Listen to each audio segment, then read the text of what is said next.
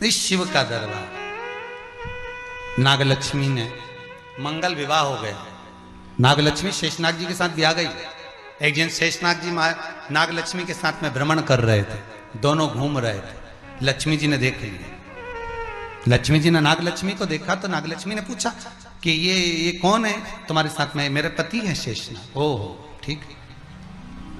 नाग नागिन का जोड़ा ही ऐसा होता है, पति जाए तो पत्नी बदला लेती है, पत्नी जाए तो पति बदला लेता है। इसलिए हिंदू धर्म की रीति है, गाड़ी के नीचे हाथ में किसी भी रूप में अगर आपसे सर्प मरा है, सर्प की हत्या हुई है, या आपने किसी के द्वारा सर्प पकड़ाकर छुड़वा भी दिया है, तो निवेदन रहता है चांदी का एक नाग नागिन छोटा सा बनाकर, छोटा सा उसको शक्कर के कलश में रखकर बांधकर शिव मंदिर में रखकर आ जाइए। उसको दे दो शिव बाबा को कि अब हमारी तरफ से हमने हाजिरी लगा दी, हमसे दुख, हमसे गलती हुई, हम क्षमा चाहते हैं।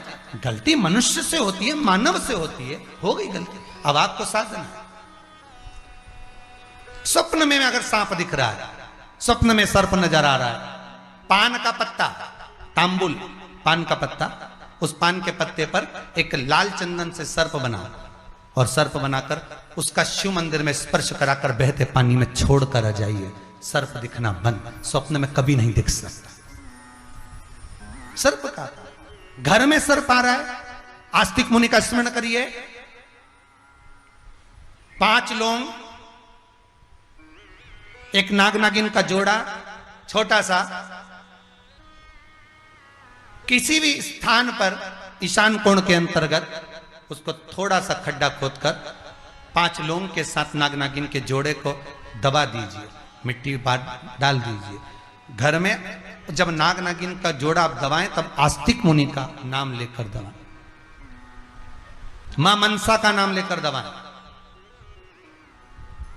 जो नागों की बहन है, उस मनसा देवी का स्मरण कर कर उसको डाल दी। आज भी हमारे यहाँ हिंदू धर्म नीति है, जब पहला कालम नए मकान का पहला कालम जब भराता है, उसमें तांबे के कलश में नाग नागिन रखकर, कमलगट्टा रखकर, अमरबेल रखकर, थोड़ी सी सरसों रखकर उसका पूजन कर कर पहले कालम के अंदर, जो पहला कालम भराएगा, गड्ढे का पहला जो सरिया रखाता है, कालम भराता है, वास्तु पूजन के हिसाब से उसमें रखा जाता है। और वो उसके रखने के बाद भी जब मकान का मुहूर्त होता है तो वास्तु पूजन में नाग नागिन का जोड़ा रखाता है, वो भी उस मकान में कहीं ईशान के अंतर्गत उसको दबाया जाता है,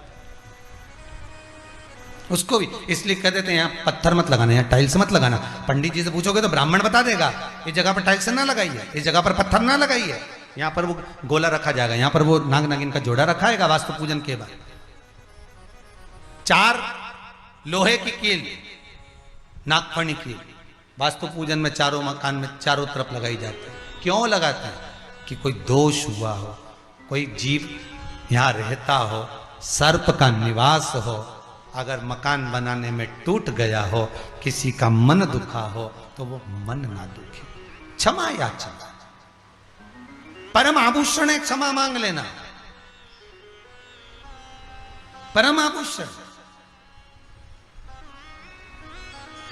गलती करो तो क्षमा मांगने में देरी ना करो। हो गई गलती, हो क्षमा है, हम क्षमा मांगो। हे शंकर, हे शंभु, हे त्रिकालदर्शी, हे कैलाशी, हे अविनाशी, क्षमा कर दो, गलती हो गई।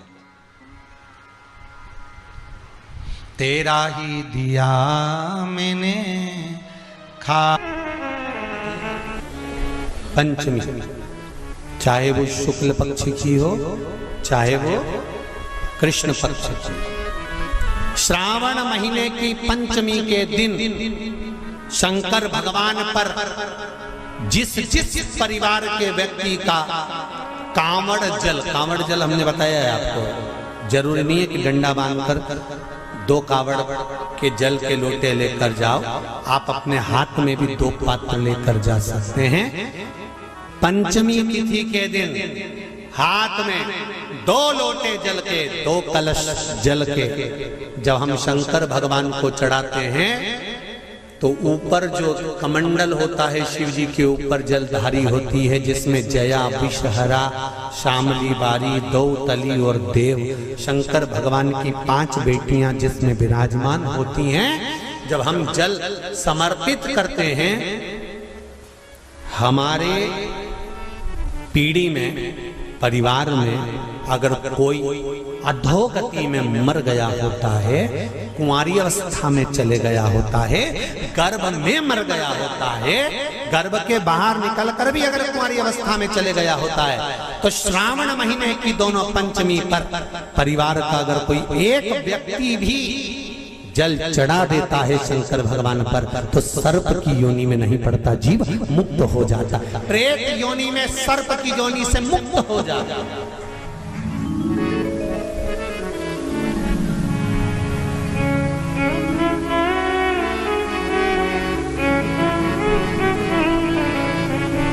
महाराज, हमारे यहाँ सांपों की पूजन कौन से दिन होती है, कौन सी तिथि में करते हैं? जम के बोलो जरा। नाग पंचमी। नाग पंचमी का मतलब क्या है? सांपों की पूजन करो। नाग पंचमी का मतलब होता है शंकर जी के मंदिर में जाकर एक लोटा जल समर्पित कर दो। उसका कारण क्या है कि हमारे परिवार में, हमारे कुटुंब में कोई कुटुंब में, परिवार में कोई 7 पीढ़ी के अंतर्गत भी अगर कोई जीव तड़प रहा होता है, पड़ा हुआ होता है, उसकी मुक्ति नहीं होती है, तो पंचमी का चढ़ा हुआ जल उस जीव को प्राप्त हो जाता है और वो जीव तर जाता है, उसका फिर जन्म नहीं होता, वो तर, इसको मुक्तता का।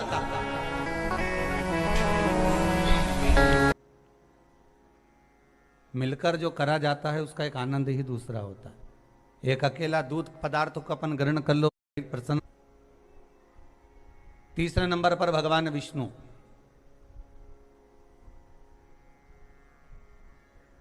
चौथे नंबर पर सूर्य नारायण भगवान, भास्कर देव, और 5वें नंबर पर है मां दुर्गा भवानी।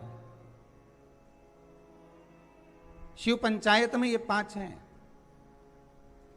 आपके नगर में, आपके गांव में, आपके शहर में भगवान शंकर के परिवार का तो मंदिर होगा। शंकर भगवान के परिवार का मंदिर का दर्शन तो आप बारंबार करते होंगे। पार्वती जी भी होंगी, गणेश जी भी होंगे, कार्तिकेय भी होंगे, नंदी भी होंगे, शिव भी होंगे। ये भगवान शिव का परिवार है। पर भगवान शंकर का जो पंचायत है, भगवान शिव की जो पंचायत है, उसमें 5 ये अलग। कभी आप लोग उज्जैन जाएं महाकाल की नगरी में, तो महाकाल की नगरी में जब पहुंचे तो बाबा से विनय कर कर जाना कि बाबा हम महाकाल की नगरी में आए, ऐसी कृपा कर दो कि हमको शिव पंचायत का दर्शन हो जाए। महाकाल उज्जैन में एक मंदिर में, बाबा महाकाल के एक मंदिर के एक आनंद में पंचायत भगवान की विराजमान है, उसका भी दर्शन। जैसे दूध का कर्म अलग है, दही का कर्म अलग है, घृत का कर्म अलग है, शक्कर का कर्म अलग है, शहद का कर्म अलग है, उसी तरह हमारे देवताओं को भी एक एक अलग अलग क्रम बांटा गया कि आपको ये संभालना है। आप इस इंद्री के देवता हो, आपको मन पर विराजमान होना है, कि आपको नेत्र पर विराजमान होना है, कि आपको कहाँ भुजा पर विराजमान होना है, हस्त कमल पर, आपको कर्ण पर विराजमान होना है। जैसे गौ माता का एक फोटो आप लोग बार बार देखते होंगे। जितने लोग आस्था चैनल पर कथा सुन रहे हैं, जितने आप मोबाइल पर सुन रहे हो, फेसबुक यूट्यूब पर कथा सुन रहे हो, आपने गौ माता का एक फोटो देखा होगा, चित्र देखा होगा कि गौ माता के शरीर में कहां कहां कौन कौन से देवता विराजमान है।